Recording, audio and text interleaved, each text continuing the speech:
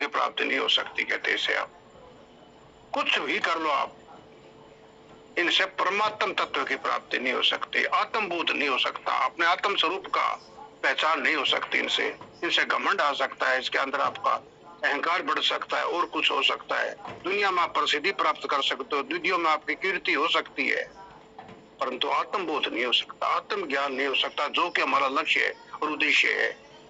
गुरु महाराज के वो नहीं हो सकता। तुम्हारे को सब कुछ हो सकता है, भाग प्राप्ति इस बार जो जो तुमने किया उनके अनुसार, तुम्हारा भाग्य अनुसार तुम्हारे कुछ मिल सकता है। जो कुछ भी इसके प्रति फल की प्राप्ति हो सकती है तुम्हारे को, परंतु जो जैसा किया वैसा ही मिलेगा। तुमने आत्मज्ञान की तरफ कोई ध्यान ही नहीं दिया तो वो नहीं हो सकता।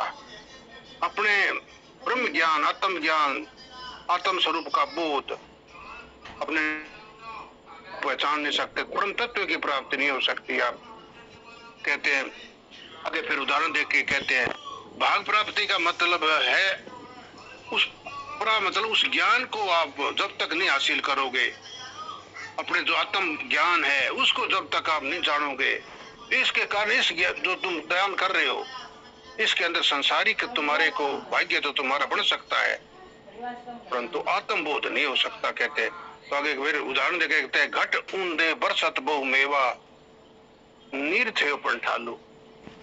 बरसात हो रही है बहुत ज्यादा, घड़ा ऊंधा पड़े है तो उसके अंदर एक बूंद भी पानी नहीं जा सकती। घड़ा कौन सा ऊंधा है? समझ वाला, विवेक का घड़ा, विवेक रूपी आपका घड़ा उल्टा है, जिसमें ज्ञान प्राप्ति करनी है वो घड़ा आपका उल्टा है। तो आपके अंदर कुछ भी एक बूंद भी मतलब आप ज्ञान के कुछ भी आपके अंदर नहीं आ सकता, कितने दान पुण्य कर लो, जब तक आपका विवेक रूपी घड़ा उल्टा पड़े है तो उसके अंदर ज्ञान नहीं आ सकता, आत्मबोध नहीं हो सकता, आत्म स्वरूप की प्राप्ति नहीं हो सकती, अपने स्वरूप की पहचान नहीं हो सकती, चाहे आप कितने भी दान कर लो करते। जो आपका जो है विवेक रूपी घड़ा आपका उल्टा है। विवेक किसे कहते हैं?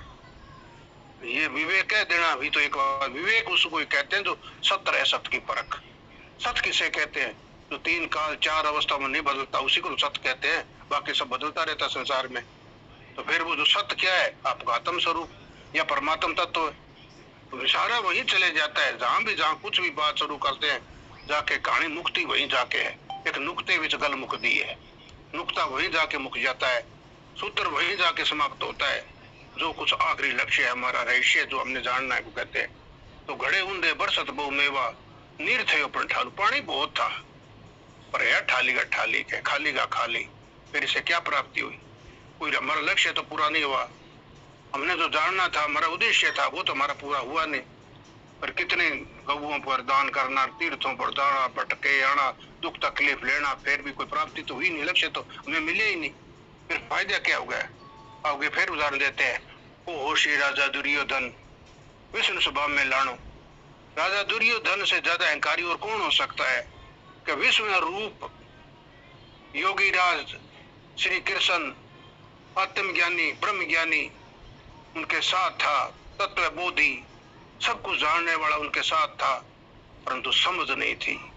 समझ अपने अहंकार का था। उस अहंकार के प्रतिभूत होके कृष्ण जैसे योगी राज साथ रहते हुए भी अपने आप को पहचानने से, योगी राज किसको कहते हैं? जो अपने स्वरूप से जुड़ा रहता है 24 घंटे। गुरु महाराज ने कहा बाकी हमारी एक ही ज्योति, जिस तरह वो कहते हैं ना वो मेरी उसकी एक ही ज्योति, जो उससे जुड़े रहता है उसको योगी राज कहते हैं।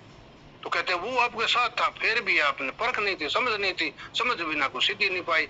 उसका अपने उद्देश्य जो लेना था, लक्ष्य हासिल करना था और उनसे फायदा उठाना था कृष्ण से, और आपके साथ ही था, आपका सहयोगी था, आपकी संगत में था, पर उसका फायदा नहीं उठाया, समझ नहीं थी। क्या समझ विवेक आपका काम नहीं कर रहा था, विवेक रूपी जो आपका बुद्धि थी वो उल्टी पड़ी थी, उल्टा घड़ा था वो, उसमें कोई ज्ञान नहीं आ रहा था अंदर।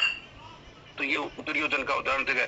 तीन पर जो पार ने पायो, तीन पर जो पार ने अध बिजरी उठा लो। वो आवागमन के चक्र में इसी तरह रहा और उसको जान नहीं सका शक्ति को। तो ये वो आगे कहते हैं जपिया तपिया ओ भिनख पिया। जप करने वाले ये जो सुमरन करते हैं, जो बार बार कहते हैं इतने सुमरन करो, नाम का सुमरन करो, बार बार करो, लगातार करो, इन लोगों के लिए क्या जपिया।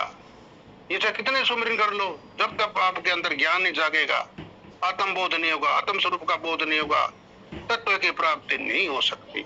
जपिया तपिया तप करने वाले। तप कितने हैं? तप जानते भी नहीं हम तो, तप किससे कहते हैं? तप उस शुभ सत्य को कहते हैं जिस पर हम अडिग रहे, वो सत्कर्म जिस पर हम अडिग बने रहे। पर ये भी कहेगा तप से आगम न कछु संसारा, तप से आगे संसार में और कुछ भी नहीं है।